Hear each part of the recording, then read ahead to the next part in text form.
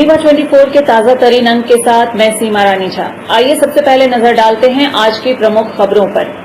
बैकुंठपुर थाना अंतर्गत हुई अंधी हत्या का पुलिस ने किया खुलासा। प्रेम प्रसंग के चलते 3 लोगों ने की थी हत्या। सरकारी डॉक्टरों की लूट जारी।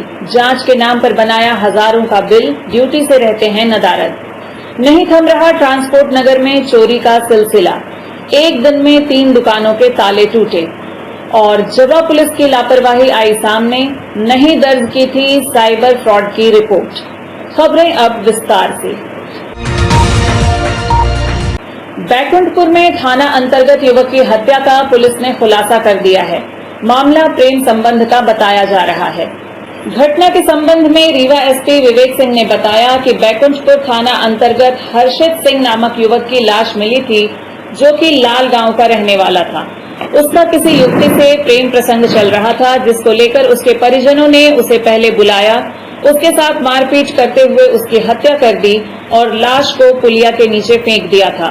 पुलिस ने विवेचना की और 2 आरोपियों प्रतीक कोलत और सत्यम रावत सहित एक अपचारी बालक को भी गिरफ्तार किया है। मम्मी को लेकर विवाद की स्थिति बनी रही और काफी देर तक पुलिस घटना पर मौजूद लोगों को समझाइश देने का प्रयास करती रही। वहीं पूरे मामले का खुलासा करते हुए एसपी विवेक सिंह ने क्या बताया, आप खुद सुनिए। क्षेत्र में विगत दिनों एक बॉडी मिली थी और जिसको आइडेंटिफाई किया गया तो उसका नाम हर्षित सिंह पाया गया था, जो कि लालगांव क्षेत्र था, चौकी क्षेत्र का रहने वाला है। और वहाँ पे उसके एक दिन पूर्व उसमें गुमशुदगी दर्ज थी। और जब इसकी पूरी गुमशुदगी और मर्ग जांच इसमें की गई तो पता चला कि उसको कुछ चोटें आई हैं, जिसकी वजह से इसकी मृत्यु हुई है।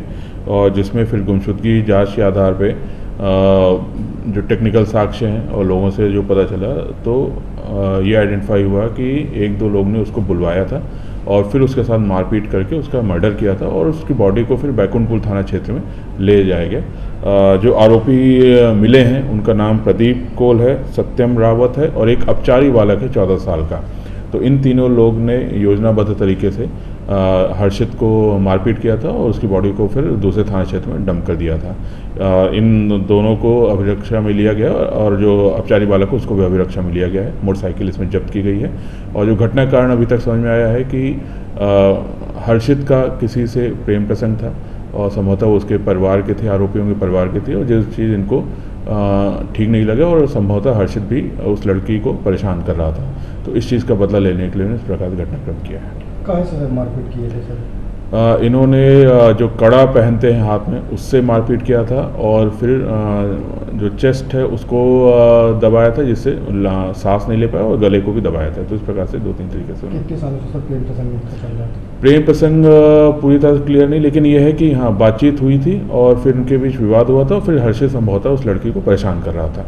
तो इस चीज़ से फिर वो होके उन्होंने मारपीट किया था उसके साथ। हत्यारों तक सर पुलिस कैसे पहुंची? जो तकनीकी साक्ष्य हैं और जो हमको कुछ मुखबिर हैं उनके आधार। शासन के द्वारा गरीब मरीजों को मुफ्त इलाज उपलब्ध कराने के लिए कई योजनाएं चलाई जा रही हैं, लेकिन इन योजनाओं पर सरकारी कुर्सी पर बैठे धरती के भगवान किस तरह से फलीता लगा रहे हैं, देखिए रीवा 24 सिटी केबल नेटवर्क की ये खास रिपोर्ट। उप मुख्यमंत्री राजेंद्र शुक्ल के द्वारा रीवा में स्वास्थ्य सुविधाओं को उपलब्ध कराने के लिए निरंतर प्रयास करने की बात कही जाती है, तो वहीं दूसरी ओर महंगे से महंगा इलाज सरकार मुफ्त में करने की योजना बना चुकी है।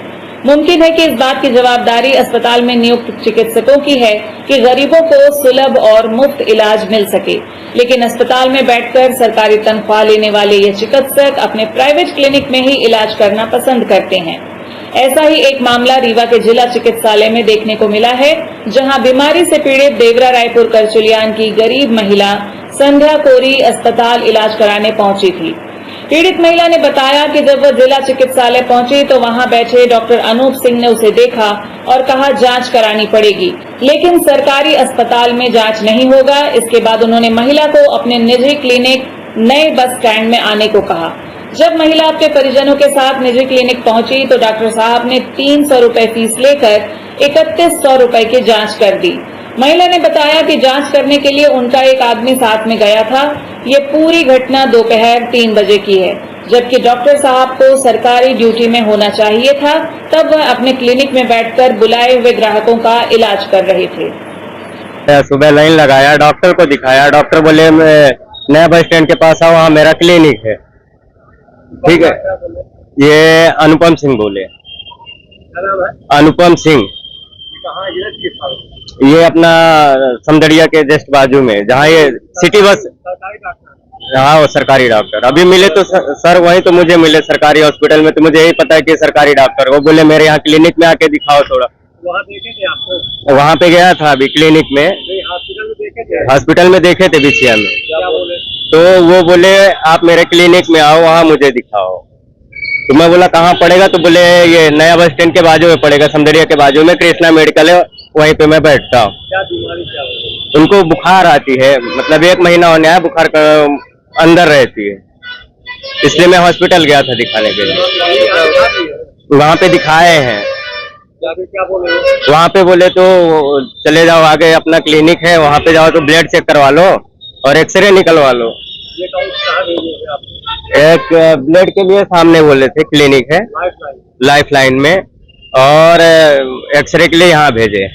तो कुल जांच कितने की है? 3100 रुपया। हाँ, 300 रुपये वहाँ पे फीस लिए वो अलग, और यहाँ पे 3100 रुपया जमा करवाए हैं। ये सारी जांचें तो अस्पताल में भी होती है, वहाँ पे क्यों नहीं करवाएंगे? सर बोला तो बोले कुछ जांचें ऐसे होती है जो यहाँ नहीं होती है, इसलिए मैं चला आया। मुझे क्या पता कि यहाँ क्या करेंगे लोग अपने साथ में। मरीज हमारा वहीं अभी उनके डेंटल क्लिनिक में है, ब्लेड का भी रिपोर्ट नहीं दिए। ट्रांसपोर्ट नगर में चोरी का मामला प्रकाश में आया है, जिसकी रिपोर्ट सिविल लाइन थाने में दर्ज करा दी गई है। ट्रांसपोर्ट नगर के रहने वाले मुनाफ खान ने बताया है कि उनकी दुकान से बैटरी और गाड़ी की वायरिंग चोरी हुई है, जिससे उन्हें लगभग 80 से 90 हजार का नुकसान हुआ है। आपको बता दें कि ट्रांसपोर्ट नगर में साल भर में कई बार चोरियों का मामला प्रकाश में आया है, लेकिन पुलिस ने कोई कार्रवाई नहीं की। वहीं ट्रांसपोर्ट नगर में शराब दुकान के पास शराबियों का जमावड़ा रहता है, जिसके वजह से आए दिन यहां विवाद होते रहते हैं। साथ ही पुलिस की भी उचित व्यवस्था नहीं है। स्थानीय व्यापारियों द्वारा कई बार पुलिस को सूचना दी गई, लेकिन पुलिस हाथ पर हाथ धरे बैठी हुई है। आज पुलिस का कोई हाका अभियान कभी नहीं चलता, मतलब निष्क्रिय है टोटल। यहाँ पे पुलिस कभी आती ही नहीं, मतलब आज तक अंदर घुसी ही नहीं।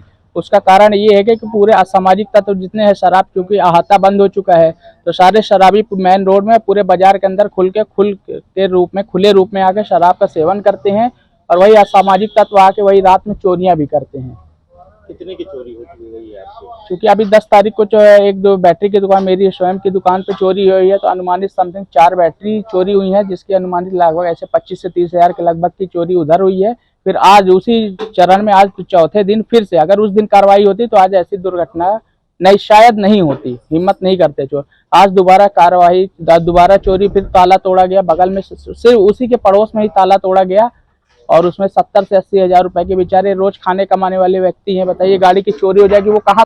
अभी तो फिलहाल 2 दुकान की यहाँ पर चोरी हुई है, बैटरी की और हमारे यहाँ।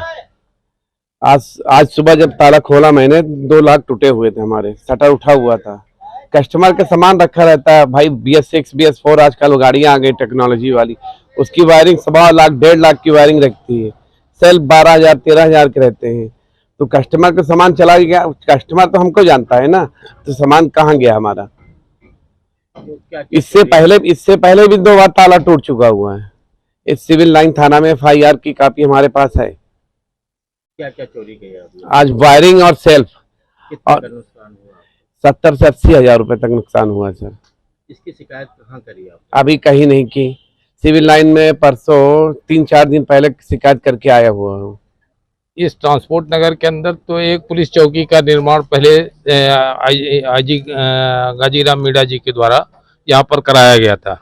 उस वक्त से ट्रांसपोर्ट नगर एक सुरक्षित महसूस हो रहा था, लेकिन आज कई वर्षों से, एक 15 वर्षों के दरमियान में ट्रांसपोर्ट नगर से सारी चीज़ों को समाप्त कर दिया गया। अब यहाँ पर एक शराब की दुकान कॉर्नर में है। उस कॉर्नर के कारण रीवा शहर के जितने बदमाश, शहर के और यहाँ नजदीकी क्षेत्र के, वो सारे लोगों का ग्रुप यहाँ पर रात में पूरे ट्रांसपोर्ट नगर के अंदर बड़ी मजबूती से देखने को मिलेगा। कई बार मीडिया के साथी भी हमारे यहाँ आए हैं, पत्र वगैरह उनकी फोटो वगैरह खींचा है, लेकिन प्रशासन की तरफ से नाकामियां और उस पर देखरेख नहीं की जाती है। अभी सूचना मिली कि ट्रांसपोर्ट नगर में आज 1 वर्ष के अंदर सबसे ज्यादा चोरियां हो रही हैं। तमाम दुकानदार छोटे छोटे बेचारे गरीब मजदूर व्यवसाय के हैं, और चूंकि प्रशासन भी नहीं चाहता कि दलित अल्पसंख्यक गरीब जो है इनकी मदद के लिए हम जाएं, देख रेख करें, प्रशासन की तरफ से भी नाकामियां हैं।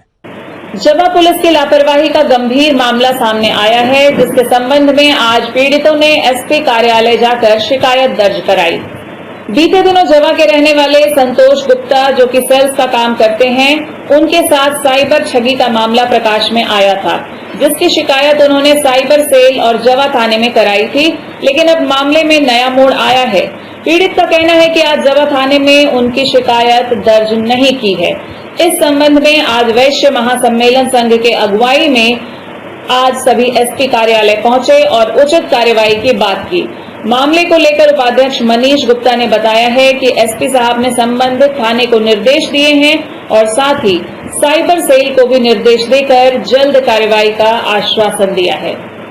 व्हाट्सएप ग्रुप में रीवा न्यूज़ एक्सप्रेस के नाम से, तो मैंने उसको जैसे ही क्लिक किया, मेरा मोबाइल उसमें उन्होंने हैंग कर दिया।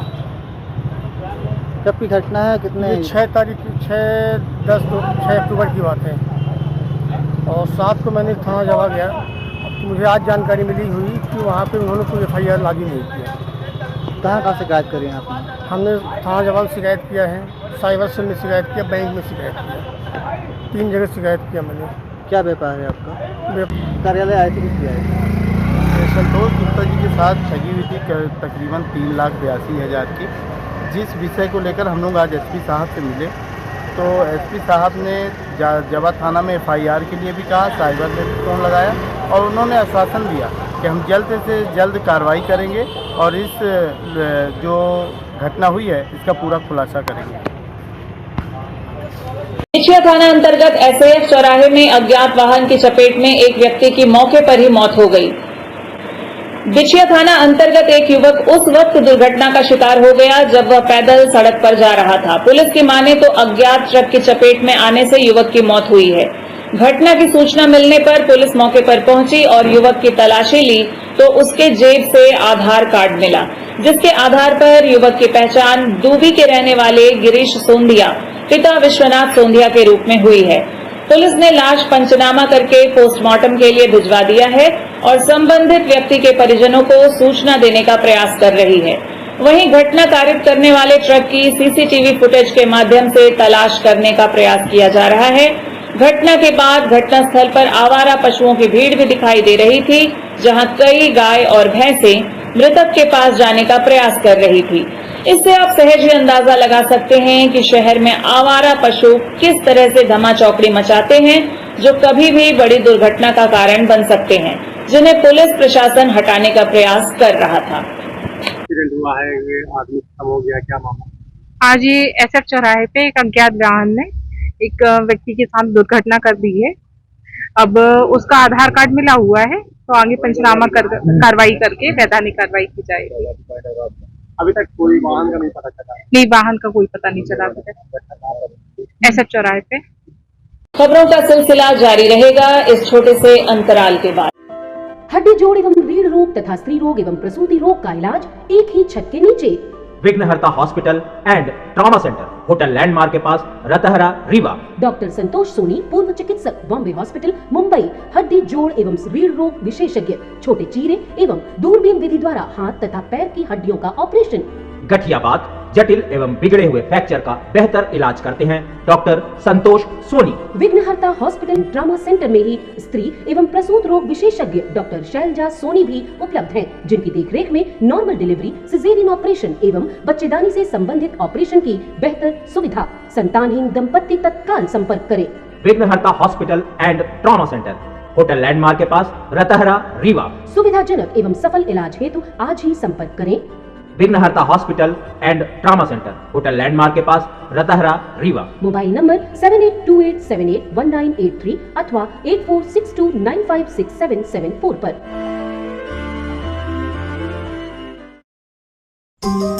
Pentium point group of institutions BCI, PCI, AICTE नई दिल्ली व उच्च शिक्षा मध्य प्रदेश शासन द्वारा मान्यता प्राप्त तथा APSU रीवा और RGPV भोपाल से संबद्ध Pentium point group of institutions.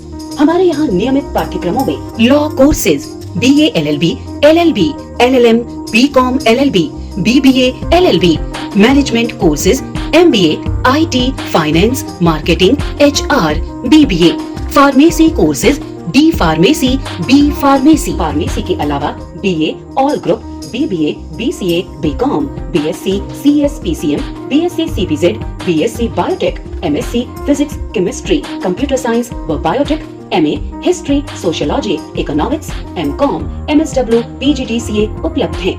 सन 2002 से लगातार आपकी सेवा में तत्पर Pentium point group of institutions.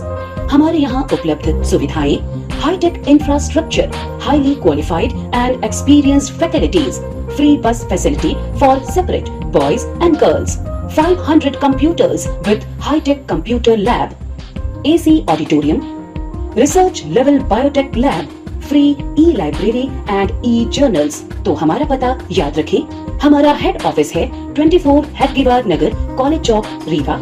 हमारे कॉलेज कैंपस हैं करहिया सिमरिया रोड, रीवा और हरदी सिमरिया रोड, रीवा। अधिक जानकारी के लिए हमें इन नंबर्स पर संपर्क करें।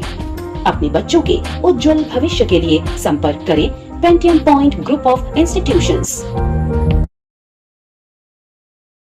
रॉयल राजपूत संगठन के कार्यक्रम में भाग लेने चित्तौड़गढ़ की रानी महेंद्र कमर शाह आज रीवा पहुंची और पत्रकारों से रूबरू हुई। चित्तौड़गढ़ की रानी शाह महेंद्र कमर शाह का रीवा आगमन हुआ है। महारानी पद्मावती की वंशज रानी शाह रॉयल राजपूत संगठन के द्वारा आयोजित कार्यक्रम में हिस्सा लेंगी। इसके साथ ही राजस्थान रॉयल राजपूत संगठन की प्रदेश अध्यक्ष ललितेश शेखावत को भी बुलाया गया है, जो रानी शाह के साथ ही राजस्थान से चलकर रीवा आई हुई हैं। इस दौरान मीडिया के द्वारा चित्तौड़गढ़ के संबंध में जानकारी लेने पर उन्होंने जो इतिहास बताया, उससे उनके राजवंश की झलक दिखाई दे रही थी। रानी शाह ने बताया कि रीवा में उनका भव्य स्वागत किया गया। रीवा में उन्हें कई रोचक जगह दिखाई गई है, जिसका वह भ्रमण करने वाली हैं। चर्चा के दौरान रानी शाह महेंद्र कमर शाह ने बताया कि चित्तौड़ की कहानी अपने आप में एक रोचक इतिहास है, जिसे हर बच्चे को जानना चाहिए। आइए सुनते हैं रीवा के संबंध में क्या कहना है चित्तौड़ की रानी शाह का। और हम जयपुर से आए हैं और वैसे मेरा निवास तो चित्तौड़ के पास बच्ची है, वहाँ की रहने वाली हूँ। मेरा ससुराल बच्ची में है और जोधपुर में मेरा पीए। और संजीव बना से हमारी बहुत समय से एसोसिएशन है और हम सेम संगठन में है, रॉयल राजपूत संगठन। इसमें हम चाहते हैं कि हम अपने बच्चों को, अपने युवा को ये संस्कृति, सभ्यता और अपनी रीति नीति की जो है उनकी शिक्षा दें और जो पाश्चात्य सभ्यता की तरफ अग्रसित हो रहे हैं उनको उस तरफ से हटाने की कोशिश करें।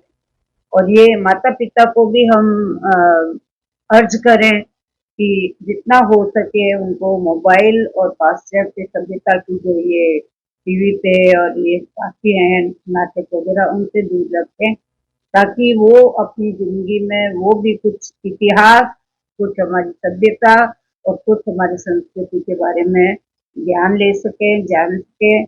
इसके लिए हम उपाय कर रहे हैं। उसके अलावा हम सामाजिक कार्य जितने भी हैं उनमें हम रुचि लेते हैं।